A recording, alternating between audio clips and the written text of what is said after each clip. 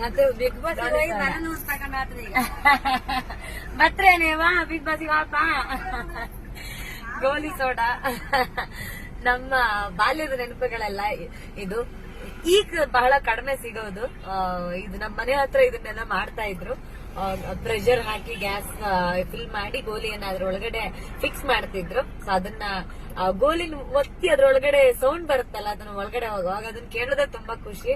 ಅದ್ರ ರುಚಿ ಕೂಡ ಹಾಗೆ ತುಂಬಾ ವಿಶೇಷ. Thank you so much.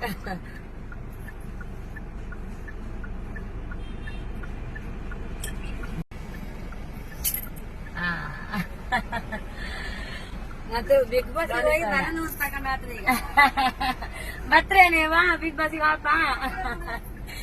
ಗೋಲಿ ಸೋಡಾ ನಮ್ಮ ಬಾಲ್ಯದ ನೆನಪುಗಳೆಲ್ಲ ಇದು ಈಗ ಬಹಳ ಕಡಿಮೆ ಸಿಗೋದು.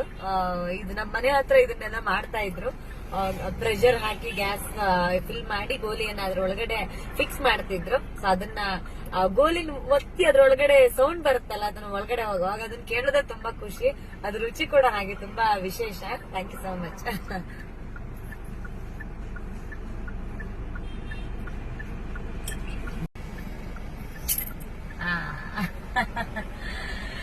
ಮತ್ತೆ ಬಿಗ್ ಬಾಸ್ ನಾನು ತಗೊಂಡಾತ್ರಿ ಮತ್ತೆ ನೀವಾ ಬಿಗ್ ಬಾಸ್